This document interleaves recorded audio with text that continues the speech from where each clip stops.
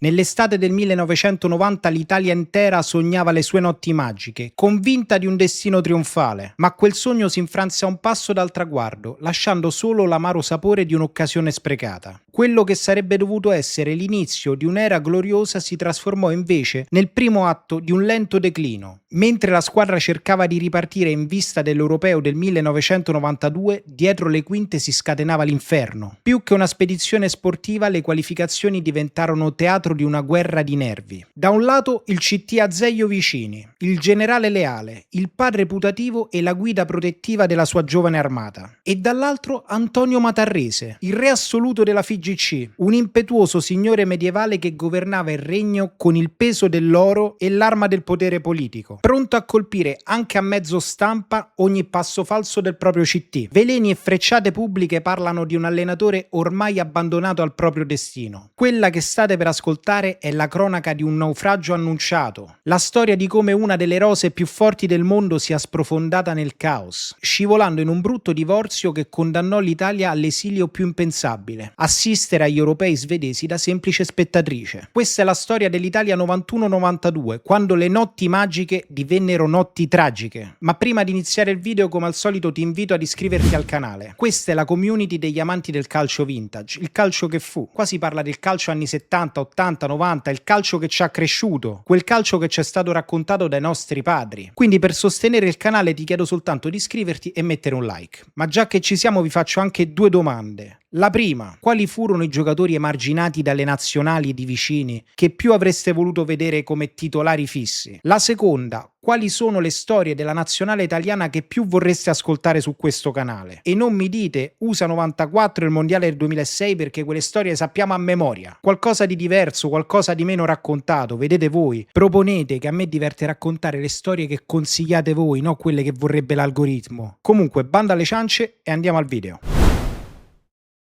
Come al solito iniziamo dal prologo, ma questa storia è un vero e proprio incipit. Azeglio Vicini venne scelto da Federico Sordillo, presidente della FIGC dal 1980 al 1986. Questo è il primo dato di fatto e il reato più grave di Azeglio Vicini, che poi verrà condannato all'esonero. Non è un mistero che Matarrese, il presidente federale degli anni di Vicini, se lo ritrovò tra capo e collo, senza volerlo, perché Matarrese non voleva Vicini come allenatore della nazionale italiana. Punto. E lo si capì da subito. Tant'è che gli europei del 1988, che furono il primo vero banco di prova della nazionale di Azeglio Vicini, furono stranamente importanti. A noi oggi può sembrare assurdo, ma fino all'88 degli europei a noi non ce n'è fregato niente. Li abbiamo sempre lasciati agli altri. Nel 60 non partecipante, nel 64 non qualificata, nel 68 campioni, primo perché si svolgevano in Italia, secondo perché bisognava rimediare alla figuraccia fatta con la Corea nel 66, nel 72 non qualificata, nel 76 non qualificata, nell'80 un quarto posto, ancora una volta perché si svolgevano in Italia, e nell'84 non qualificata. Questo era l'interesse che l'Italia aveva nei confronti degli europei, prima di Vicini. E questo scarso interesse era anche dimostrato dal fatto che gli allenatori che fallirono quelle qualificazioni non vennero esonerati. Sia Valcareggi, che fallì quella del 72, che Berzot, che fallì le qualificazioni del 76 e dell'84, mica persero il posto. Ma tutto d'un tratto, con l'avvento di Matarrese, l'europeo assunse un'importanza enorme. E perché? Perché voleva Vicini fuori dalle palle. E il primo pretesto buono sarebbe stato quello giusto. Ma Vicini schivò quel proiettile targato Euro 88 perché riuscì a portare l'Italia addirittura in semifinale. Superò brillantemente le qualificazioni con ben 6 gol di Altobelli. Nonostante le aspirazioni modeste, perché era un nuovo ciclo, una squadra giovane e fresca, riuscì a superare un girone complesso con Danimarca, Spagna e Germania, e quella squadra si arenò soltanto in semifinale contro l'Unione Sovietica, che pochi mesi prima l'Italia aveva battuto 4-1, ma che in quell'occasione vinse 2-0,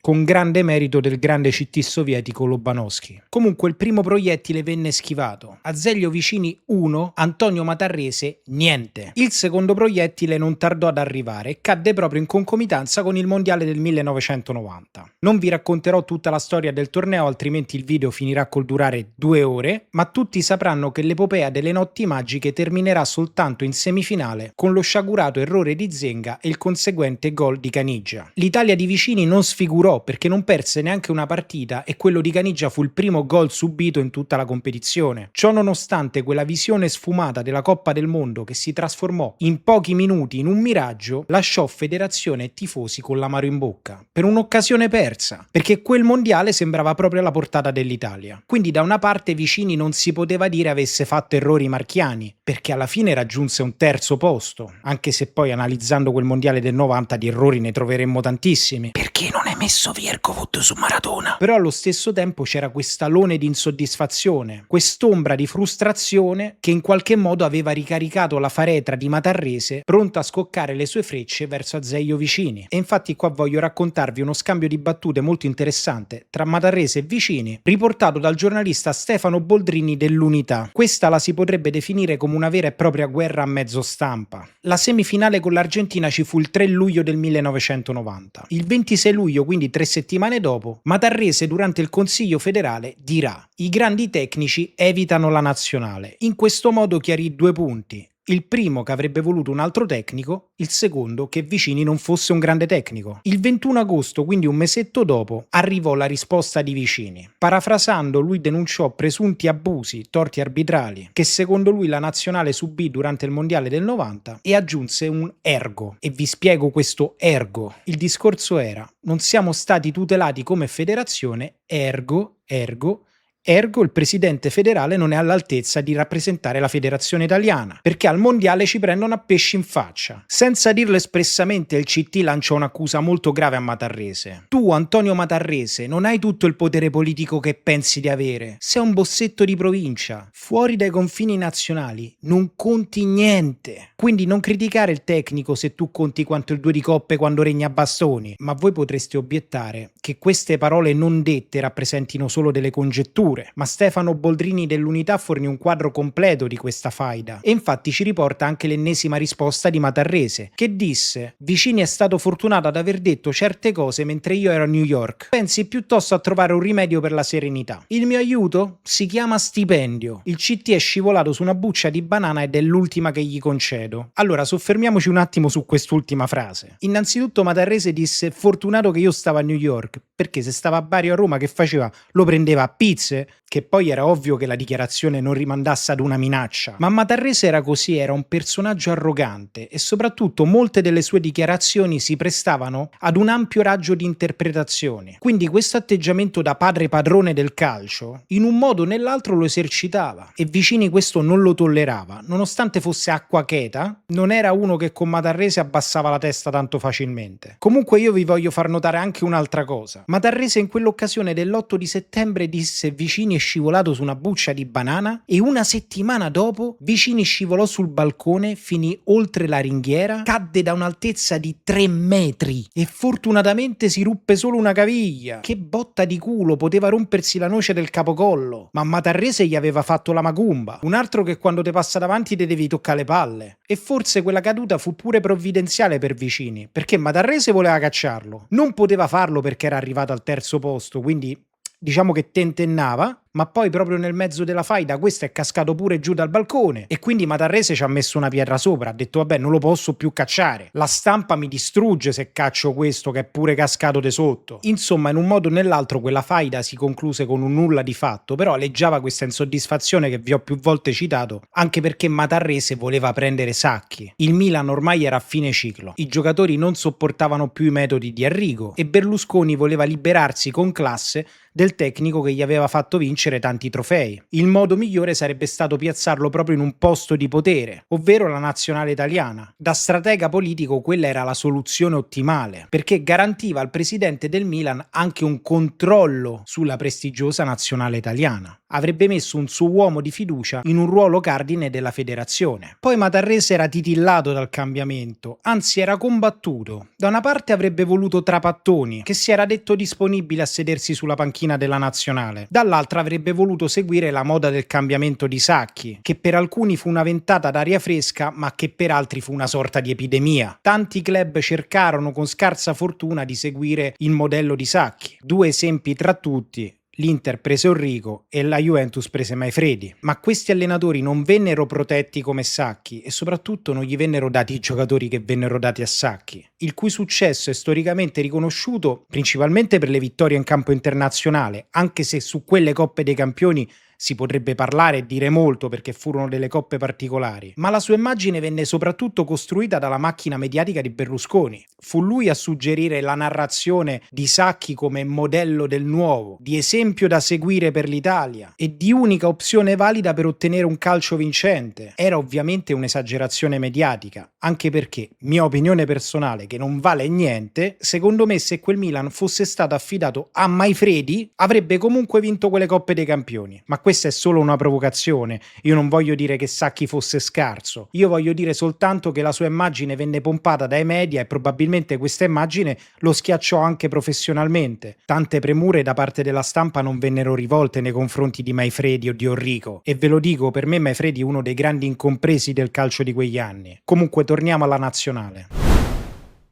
Insomma, mi sembra di avervi fatto capire in modo chiaro che a Vicini non erano concessi errori e quello europeo del 1992 era l'ennesimo banco di prova per poter mantenere la panchina. Esattamente come nell'88. Si può dire che fu proprio Vicini a rendere importante l'europeo per l'Italia, perché ogni volta per salvare la panchina doveva cercare di qualificarsi. Bisognava dunque iniziare nel migliore dei modi e il girone non era dei migliori. Cipro, Ungheria, Norvegia e Unione Sovietica. Cipro era la Cenerentola, quella destinata a prendere 4 gol da ogni squadra. Ungheria e Norvegia erano due squadre che invece avrebbero potuto dare del filo da torcere. La squadra dell'Est Europa vantava diversi talenti, mentre la Norvegia era una squadra fisica, possente, difficile da gestire sul piano atletico. E poi c'era l'Unione Sovietica, una squadra di alto livello che tra l'altro aveva il dente avvelenato perché convinta di aver subito dei gravi e conclamati torti durante il mondiale del 1990 e quindi desiderosa di rifarsi.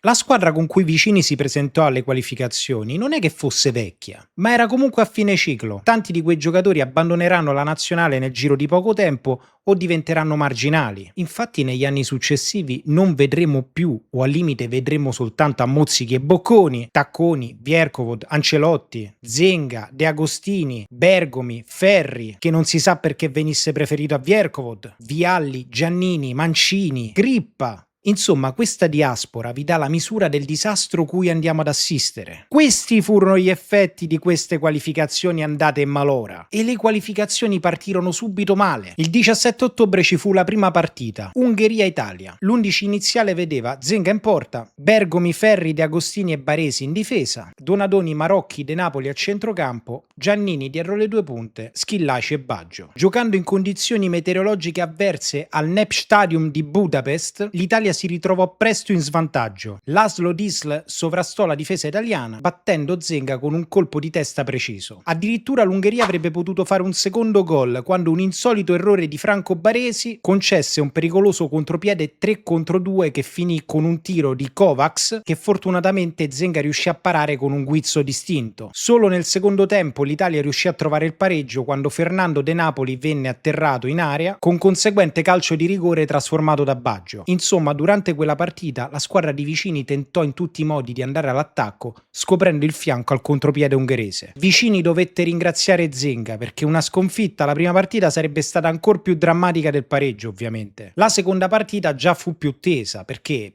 già iniziava ad essere decisiva, e tra l'altro contro la squadra più forte del gruppo, l'Unione Sovietica, che aveva già vinto la prima partita. Bisognava vendicare la sconfitta dell'88, quando, come vi ho accennato nel prologo, la squadra di Vicini si dovette piegare per un 2-0 contro quella di Lobanovskyi. Venne schierata una formazione molto offensiva, con un 4-3-3 secondo le cronache, ma i sovietici si disposero con un 4-4-2 che riuscì facilmente a prevalere a centrocampo. In questo modo riuscirono a rompere la catena offensiva dell'Italia, limitando tutti i rifornimenti che sarebbero potuti arrivare a Mancini, Baggio e Schillaci. E alla fine si rivelò un match scialbo, con poche emozioni, uno 0-0 che non aveva molto da dire. Le squadre si annullarono a vicenda e l'intesa in attacco sembrava non vedersi, ma fu l'ennesima occasione persa perché si stava giocando contro la squadra più forte del girone in casa, sapendo che poi ci sarebbe stato il ritorno in Russia, e in Russia non è mai una passeggiata. L'Italia cercò di riprendersi nelle due partite successive, quelle un po' più abbordabili. 4-0 al Cipro con gol di Vierkovod, doppietta di Aldo Serena e poker di Aquila Calva Attilio Lombardo, uno del mio club.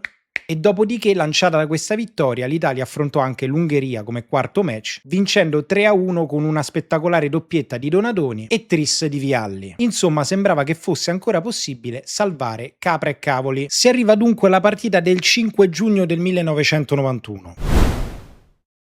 La quinta partita delle qualificazioni Norvegia-Italia, ed è una partita fondamentale perché in questo momento l'Unione Sovietica ha 7 punti e l'Italia ne ha 6. Non si può concedere il pareggio alla squadra norvegese. Questi erano i migliori auspici, ma purtroppo finì veramente male. Memore della pessima prestazione avuta con il 4-3-3 nel match contro i sovietici, Vicini optò per qualcosa di un po' più cauto. Rinunciò alla terza punta, anzi rinunciò anche al trequartista perché deciderà di giocare senza, metterà Eranio e Lombardo sulle fasce e affiderà l'attacco ai gemelli del gol, Mancini e Vialli. Questi cambi drastici resero vulnerabile Vicini anche a delle critiche. Ma Tarrese in quei giorni si chiedeva: ma come gioca l'Italia? Gioca col 4-3-3? Gioca col 4-4-2? Gioca col 3-5-2? Chi sono gli attaccanti? Sono Schillaci e Baggio? Sono Mancini e Schillaci? Sono Vialli e Mancini? Chi è il trequartista? Baggio e Mancini? Chi è? Non lo sapeva nessuno, c'era una grande confusione. Non si riusciva a trovare l'assetto tattico di una squadra che non girava. E infatti anche in quell'occasione non girò. La Norvegia cercò di affollare la difesa e il centrocampo per cercare di soffocare le aree di gioco. Un po' quello che fecero anche i sovietici, che riuscirono a contenere il centrocampo azzurro sfruttando la propria superiorità numerica. E oltretutto la Norvegia non è che giocava sulle punte, quelli menavano, facevano un gioco maschio con molti contrasti e questo innervosì ulteriormente gli italiani, che già avevano le palle girate perché non riuscivano a fare 3 passaggi di seguito. Ma poi oltre il danno la beffa. Dopo 6 minuti la Norvegia passò inaspettatamente in vantaggio. Un colpo di testa errato di Attilio Lombardo permise a Tore André Dalum di segnare l'1-0. Ma non solo, 20 minuti dopo, disattenzione a centrocampo, Lars Boinen prende palla, inizia a correre come un disperato, supera la difesa italiana, finta un tiro davanti a un Baresi in scivolata e batte Zenga con un rasoterra. Ma quella partita mise a nudo diversi errori tattici, uno tra tutti la difesa alta. Quello scorcio di modernità si rivelò particolarmente vulnerabile alle folate offensive del giocatore norvegese Jan Jakobsen. E l'Italia che cosa fece per tutto il resto del match? Assurdamente dei lanci lunghi con questi che erano alti 2 metri e che quindi torreggiavano facilmente sui giocatori italiani. Ci fu il gol inutile di Schillaci che segnò il 2-1, ma quella partita persa fondamentalmente fu proprio la chiave della mancata qualificazione a Euro 92. Se prima i punti erano 7 per l'Unione Sovietica e 6 per l'Italia, con quella partita l'Italia rimase a 6 e l'Unione Sovietica andò a 9 perché proprio con la Norvegia vinse 1-0. Proprio per questa ragione la sconfitta con la Norvegia sancì in modo definitivo, quasi definitivo perché c'era ancora una speranza, la partita con l'Unione Sovietica, l'uscita dalle qualificazioni per l'Europeo. Il Guerin Sportivo titolò I fiordi del male per parlare di quella partita, parafrasando la raccolta di poesie I fiori del male di Baudelaire, che tutti quelli che volevano rimorchiare negli anni 90, primi anni 2000 avranno letto e avranno citato a qualche ragazza. Ma al di là di questo, anche Vicini si rese conto che in quel momento stava soltanto scaldando la panchina al suo prossimo successore, Arrigo Sacchi. Ma Tarrese dopo quella partita disse: quando avremo la certezza matematica dell'eliminazione dall'Europeo, affideremo la nazionale ad un uomo di comprovata esperienza nei club nazionali ed in campo internazionale. Il conto alla rovescia era iniziato, ma era dimostrato anche da altri fatti. A settembre ci sarebbe stata la partita amichevole contro la Bulgaria, dove l'Italia venne presa a pallonate e Matarrese non si presentò ad accompagnare la squadra, cosa cosa che ormai era di rito. Matarrese aveva abbandonato Vicini prima ancora della mancata qualificazione. Quell'ultima partita contro i sovietici non disse niente di più di quello che si era già detto durante le qualificazioni. Il modulo venne cambiato un'altra volta, si passò ad un 5-3-2 che probabilmente diede più brio, perché l'Italia dominò quella partita prendendo addirittura un palo con Rizzitelli che ancora la gente si sta a chiedere che sarebbe successo se avesse segnato quel gol, ma anche l'Unione Sovietica arrivò al tiro con Kernysov che da distanza ravvicinata costrinse Zenga ad un altro miracolo. Vicini si giocò addirittura la carta Lentini che in passato aveva fatto impazzire i difensori sovietici, ma non ci fu niente da fare. Insomma, la partita terminò con un altro pareggio, esattamente come all'andata. La distanza in classifica era rimasta invariata e Vicini dopo 6 giorni venne esonerato. Si concluse anche la storia dei grandi tecnici federali. Lo era stato Valcareggi, lo era stato Berzot, lo era stato Vicini e l'ultimo fu poi Maldini nel 97-98. Le ultime 2 partite inutili ai fini della qualificazione all'Europeo vennero affidate proprio a Sacchi, il nuovo tecnico. La prima partita fu proprio contro la Norvegia, finì 1-1, segnò Rizzitelli il quale dedicò il gol proprio a Vicini. Sarà un caso, ma quello non giocò mai più. Dopo quella dedica, il rapporto tra Rizzitelli, che tra l'altro in futuro farà anche grandi stagioni, e la nazionale terminò. Sarà un caso? Non lo so. Di fatto questa coincidenza venne sottolineata anche dallo stesso Azeglio Vicini e di fatto poi Sacchi farà un repulisti totale di tutti i giocatori fedeli all'ex tecnico, ma questa è un'altra storia, magari un giorno ne parleremo un po' più nel dettaglio di Sacchi. Andiamo alle considerazioni personali che in questo caso secondo me sono particolarmente importanti e che condivido con un amico del canale, Carmelo, il quale si è reso disponibile ad aiutarmi per questo video e tra l'altro anche a strutturare quelle che saranno poi le mie opinioni su questo video, perché senza di lui questa storia non l'avrei raccontata in questo modo. Vicini venne travolto da Matarrese e finì subito nel mirino del cecchino barese. Raramente si sono visti scontri così tesi tra il presidente della FIGC e l'allenatore della nazionale. È stato un testa a testa sin dall'88, che si è trascinato per anni e che probabilmente ha contribuito a non permettere a quella nazionale di grandissime speranze, perché tutti si aspettavano tanto dalla nazionale degli anni 90, di vincere qualcosa di importante, di vincere qualcosa che non fosse un amichevole. Un terzo posto al mondiale per quella squadra è poca roba. E infatti, citando il mio amico Carmelo, quella nazionale promise molto ma raccolse molto meno di quanto avrebbe dovuto. Ma insomma, le prerogative non erano le migliori. Ma come fa a rendere bene un allenatore che dal primo giorno ha un mirino puntato qua? Dal primo giorno deve subire pressioni fortissime dal capo della propria federazione. E tra l'altro Matarrese, ma come faceva a pensare che questo tipo di atteggiamento potesse agevolare il passaggio della qualificazione del turno o anche avere un impatto positivo sui tornei precedenti? È il classico errore marchiano. Gli sto col fiato sul collo così appena sbaglia lo posso mandare via. Però quello resta e le prestazioni risentono di quello stato continuo di stress. Ma poi ditemi voi se è normale l'atteggiamento del presidente della FIGC che non si presentò neanche alla partita con l'URSS. Pensate che alla domenica sportiva del 1992 Agroppi attaccò, sempre giornalisticamente parlando, Matarrese per non aver presenziato a quella partita. Matarrese, irritato, si rifiutò di rispondere ad Agroppi, che addirittura ebbe il coraggio di dirgli che sei venuto a fare qua se non vuoi rispondere alle domande. Secondo alcuni Agroppi poi pagò quell'affronto a Matarrese. Infatti nel 93, quando prese il posto di Radice sulla panchina della Fiorentina, oltre ad aver fatto delle scelte sbagliate dal punto di vista tattico, di formazione, eccetera, subì anche tanti torti arbitrali che condannarono la Fiorentina alla Serie B e nel sottobosco si vocifera che quello fu anche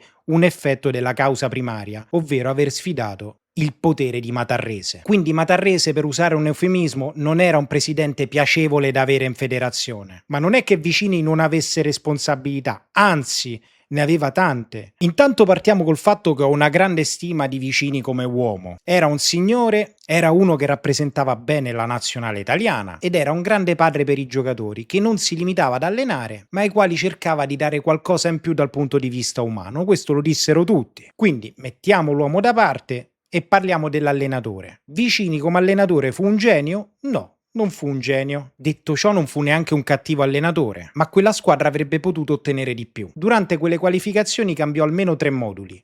il 4-3-3, il 4-4-2, il 3-5-2. Non c'era chiarezza anche dal punto di vista della formazione. Una volta giocavano Schillaci e Baggio in attacco, una volta Mancini e Vialli, una volta Mancini e Schillaci, una volta trequartista c'era Giannini, una volta c'era Lentini, una volta c'era Mancini, una volta c'era Baggio. Non c'era chiarezza. Inoltre, durante tutto il suo mandato, Vicini venne accusato, e probabilmente non a torto, di aver ceduto alle pressioni dei grandi club e di aver messo da parte alcuni giocatori che appartenevano a squadre meno blasonate, vedi i giocatori della Sampdoria. Difatti rimane una cosa che mi fa incazzare a morte, la scelta di preferire sempre Ferri a Vierkovod. Al mondiale del 90 Vierkovod fece 3 partite, di cui 2 da subentrato al 67esimo e al 75esimo, una roba del genere, e non venne schierato nella partita contro Maradona. E quello fu un errore mostruoso, perché Vierkovod era l'unico in grado di fermare Maradona. E non lo dico io, non lo dice il giornalista, non lo dite voi, l'ha detto Maradona, l'ha detto il calcio. Durante le interviste ha spesso riportato questo aneddoto. Mi sono sempre chiesto perché Vicini non mi ha messo contro Vierkovod, che era un palo su per il culo. Mi stava sempre incollato, non potevo neanche andare al bagno. In un certo senso Vicini fece un enorme favore all'Argentina in quel mondiale, ma ovviamente non fu l'unico giocatore messo da parte da Vicini. Poi magari un giorno ne parleremo quando faremo un video su Italia 90, perché il tecnico era considerata una persona molto pacata, molto docile, ma anche molto malleabile, e questo alimentò le critiche su questo versante. Ma se abbiamo parlato delle colpe di Matarrese e poi di quelle di Vicini, mancano le colpe dei giocatori. Quelli della Sampdoria erano disillusi dopo il mancato utilizzo a Italia 90. Inoltre erano presi dalla cavalcata scudetto, e forse anche per questo quando giocarono in nazionale non resero come avrebbero dovuto. Baggio soffriva il dualismo con Mancini, Mancini soffriva il dualismo con Baggio. I giocatori della Juventus erano fiaccati psicologicamente, quasi depressi dalla stagione fallimentare con il povero Maifredi, sul quale ho fatto un video. I milanisti erano piagati dalle lotte intestine contro Sacchi, ed inoltre alcuni di loro erano attempati e meno brillanti anche a causa dei numerosi impegni in campo nazionale ed internazionale. Il Milan faceva troppe partite, gli interisti erano completamente concentrati sulla Coppa UEFA e il Napoli stava iniziando a collassare e a perdere la sua luce, Maradona, che da lì a poco sarebbe stato squalificato per il problema del doping. I giocatori non avevano testa per la nazionale in quel momento. Insomma, le cause di quella disfatta furono globali. Federazione, allenatore, calciatori, tutto venne messo in un calderone che poi portò una nazionale fortissima a non vincere nulla. Ed è un peccato, perché venne praticamente bruciata un'intera generazione. Comunque vi lascio con un aneddoto. Prima dell'avvento di Vicini, sapete quale fu l'allenatore papabile per sostituire Berzot? Nils Lidholm. Voi lo sapevate? Io non lo sapevo. Alla fine l'idea venne accantonata perché in federazione si voleva un allenatore che fosse italiano. Comunque, il video è finito. Ringrazio ancora il mio amico Carmelo per avermi aiutato a portare questo contenuto. Un saluto, alla prossima, ciao!